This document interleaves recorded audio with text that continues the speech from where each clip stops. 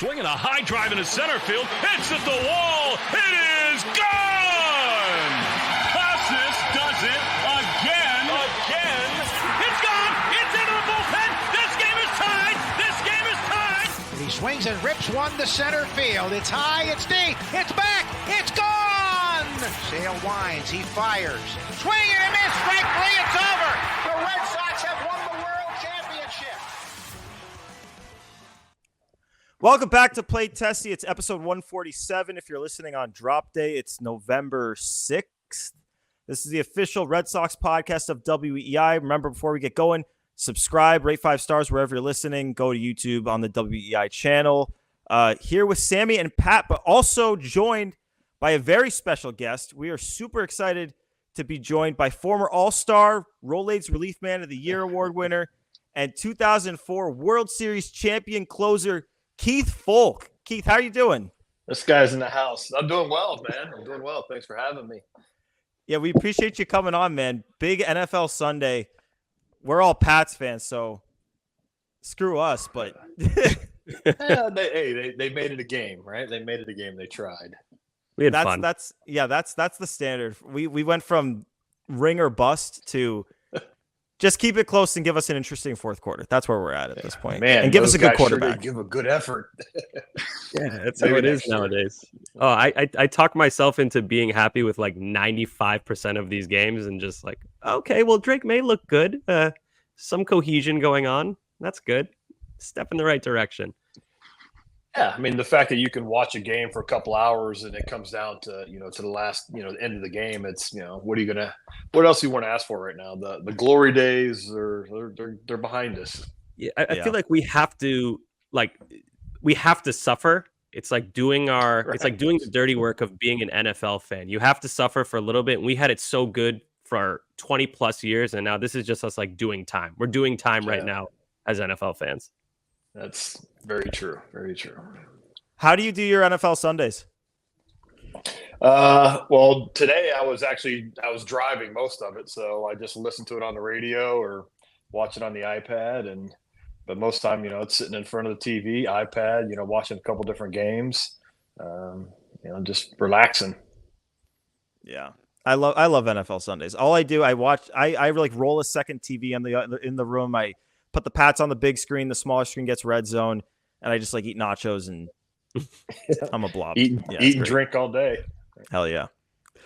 But we got to get into it here because you don't get to talk to a World Series champ every day, certainly not an 04 champ. And you had a hell of an interesting journey to get to that point. But I got to ask you, when the Red Sox called you in 04 or before 04, what was their pitch to you? Like, obviously, nice 3-year deal, and Boston's a great place. But what did they like? How did they get you on board? Well, the money never hurts. I'll be honest with you. I really, honestly, I wanted to stay in Oakland. Their hometown discount was, it was too big of a discount. But there was part of me that really wanted to play for a big market team. I had lost in the playoffs a couple times, and I really wanted a shot at the championship.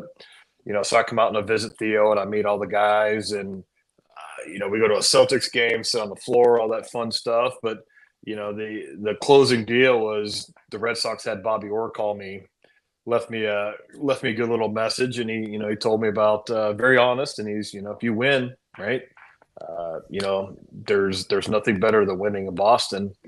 And I just remember telling me, ex-wife now, but I remember telling her, hey, pack your shit. We're going to Boston. Was that true? Did that end up being true? Oh, that's 100% true. No, I'm saying like nothing like winning in Boston. Oh yeah. I mean, obviously here we are 20 years later, still talking. If we don't win in 04, you sure as heck ain't calling me right now. I can guarantee you that. So, I mean, it's I played for 11 years, whatever it was, but you're only remembered for one, and I'm honored. I'm proud of that. It was, obviously it was a hard, the Red Sox nation suffered obviously much longer than I did, but we worked hard for that. We went about it kind of in the wrong way, but in the end we got it done, and I'm extremely proud to be part of that team. So you mentioned that you met Theo during this kind of sales pitch of sorts. In the comeback, this new Netflix documentary, they show Theo the year he was hired as the GM, and he looks like he is 14 years old. What did you He's think close. when this guy I think he was only 28 when they hired him, right? So I couldn't that's math. not much of an exaggeration. So what do you think when you saw a kid coming up to you being like, listen, man, I want to offer you this, and that. Come play for the Red Sox. Were you kind of like, who is this guy? Not really, because I didn't have a relationship with my Giants GM, but I was around Billy Beane a lot in 03 when I was in Oakland. The energy, like seeing the passion where, you actually know that there is part of the front office that does care, what we do on the field. They're not collecting a gate. They're not worried about beer sales. They really do want to win on the field. And I love Billy, but when I met Theo, I had that same energy. You look in his eye, and obviously a highly intelligent man, but he conveyed that willingness to win, obviously the Red Sox got a big checkbook. So it's like, we're bringing in Kurt Schilling. We want to get you in here. Obviously I played against the 03 guys. Most of that team stayed for 04. So, I knew what those guys were about. They were there to win. They weren't collecting paychecks, and, it just kind of all went into one big ball. And I'm like, you know what? I'm on board. Let's do this. So we saw it in 04. We saw it in 4 days in October. We saw it in the comeback. This team had so many characters from just all across the clubhouse. What was the day-to-day life in the bullpen like? How much fun was it with that group of guys day-to-day? We had a great time. The one thing that I always like to remind people is you look at the roster of that 04 team. We had a lot of great players. Obviously, we have a couple Hall of Famers. We have a couple guys that could be Hall of Famers if things were different. But we had, in the bullpen, we got Alan Embry, got pitched for like 35 years. Mike Timlin pitched forever. He had World Series rings. He closed out World Series games. We had Mike Myers. We had Lesky out there. Like, I was 31, and I was one of the younger guys in that team. So the sense of panic wasn't there as if you were on a younger team. I mean, we had guys that have literally been around the block. They've been through the grind. They've won. They've lost. And that's one of the things is, we backed ourselves into a corner a couple times that year, but we never panicked. And same thing in the playoffs. We kind of dug a big ass hole, but we never panicked. It's like, you know what? Go out and play good ball, win one game. Let's see what happens. So piggybacking off of the question about being with the guys in the bullpen, one of the big defining moments of that 04 season was the Veritek A-Rod fight. For you and your perspective of that, you're running in from the bullpen. What's it like being part of one of those incidents from the bullpen?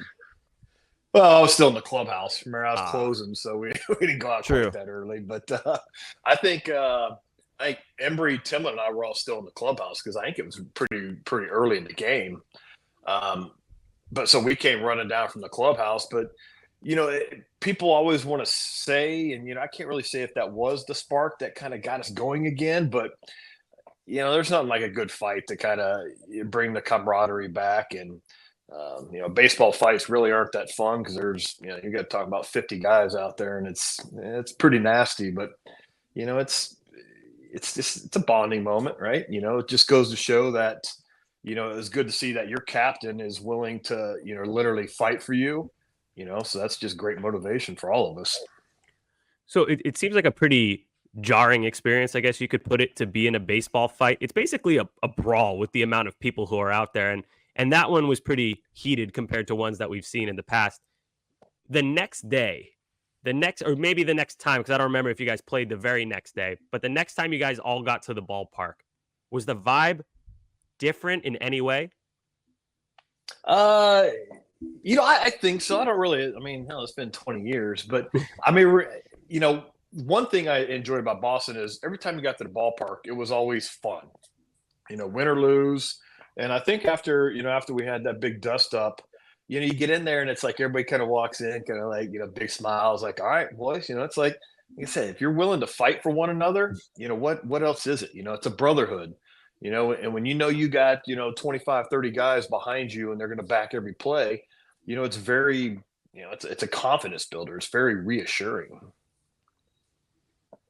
So in the comeback doc, Tito, I think it was literally like 4 or 5 times, said, if you put me in my underwear and I have a lip in, I'm at home. That was just such, like, the way guys talk about him, how he's a true player manager. He was played in the big leagues. He coached in the big leagues.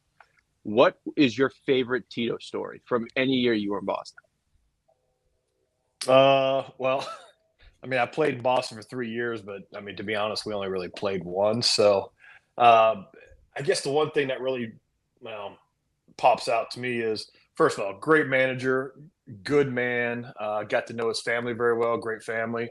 But I remember after Game 7 of the Yankee series in the playoffs, I wanted in that game so bad because, I feel like I earned it. I worked hard that series, and I'd never been the guy. I'd never been that guy that ended it out, was on the mound and all that. So as soon as I ran in, I found him, I kind of grabbed him. I was like, Tito, motherfucker, that should have been me, And he just looked at me dead in the eyes. He goes, kid, you'll get your chance. And a week later he was right. But yeah, that was one of those things. I got after him and he kind of snapped back. And that's the kind of guy he was. Like, he was very, like, there's never anything you could do or say that would get him off track. He was quick-witted and, he's funny, and, he was definitely the best manager I've ever had. People don't talk about it enough, but if David Ortiz doesn't have like multiple walk-offs and turns into like Superman in that series, the MVP of that series is probably Keith Foulke.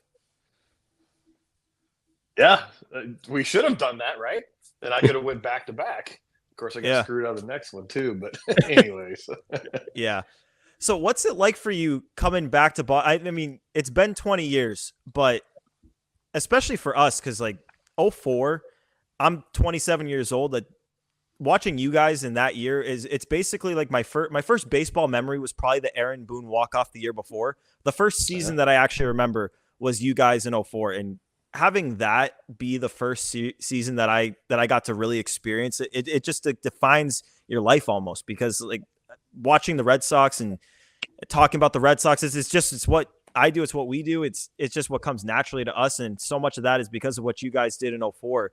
So even though it's been 20 years, what you guys did was just so defining for so many people. What's it like for you coming back even 20 years later? It's gratifying. It kind of goes back to the whole thing of, what Bobby told me. It's like, literally, it was a dream. It was a fairy tale. When you win in Boston, I still come back 20 years later. I still get to do plenty of appearances with the team. I can walk down the street. People recognize me. People still share their stories of, them and their families and all that stuff. And now that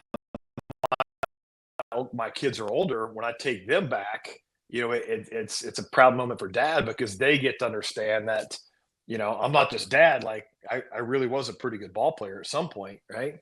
And, Boston, New England is such a great sports community. Doesn't matter what sport you play.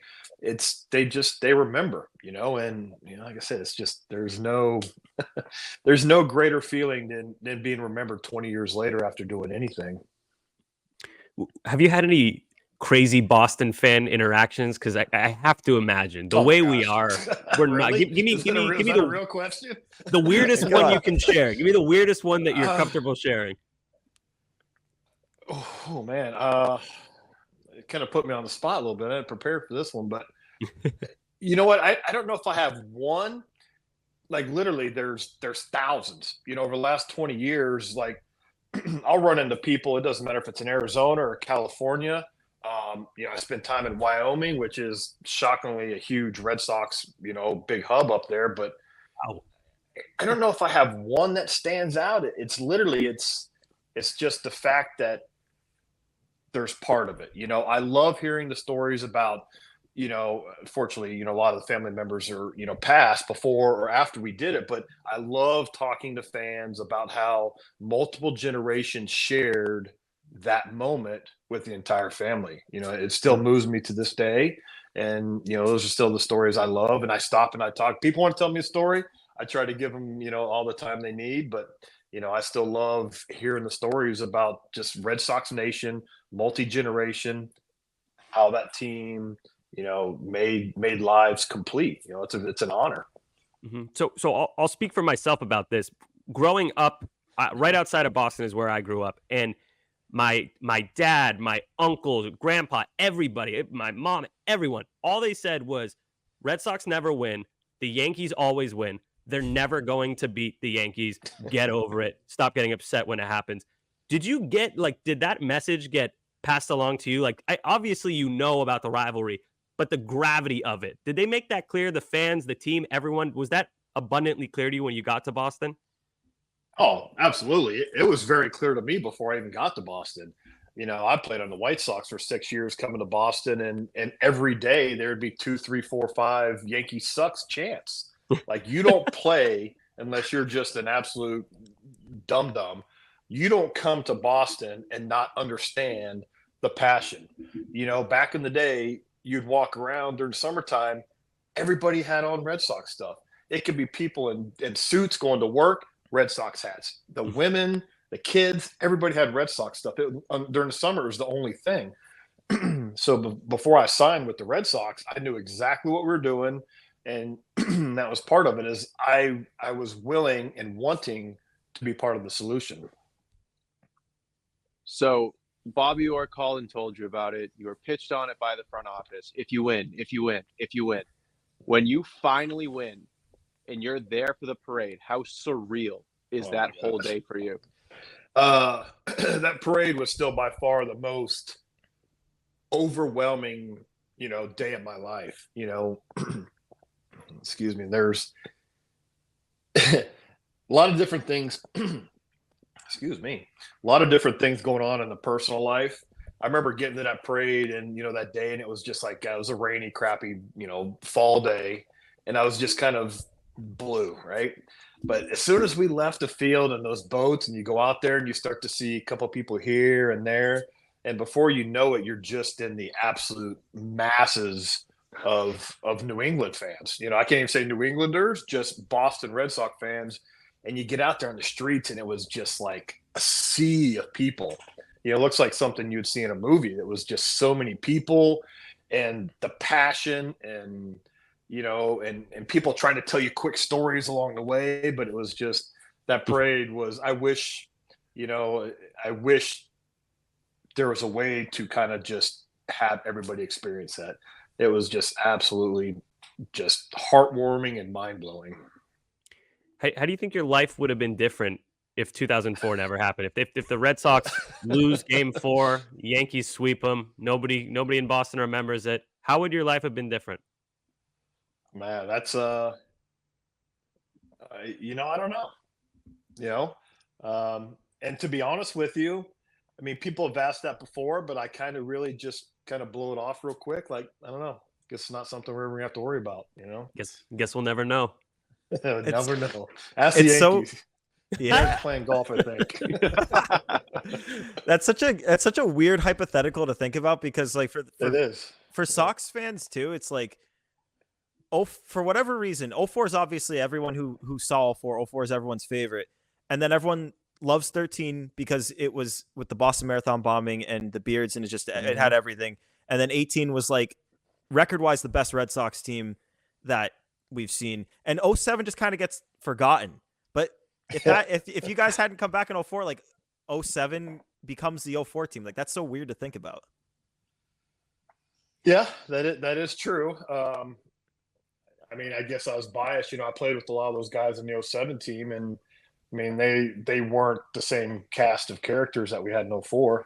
So I don't know if we wouldn't have won, man. I don't know. Well, I know one thing is we wouldn't be sitting right here right now. It's true. It's all about. It's all about getting onto the Play Tessie podcast. That's why we do it. Yeah, exactly. 147th in the line. I'm proud of that.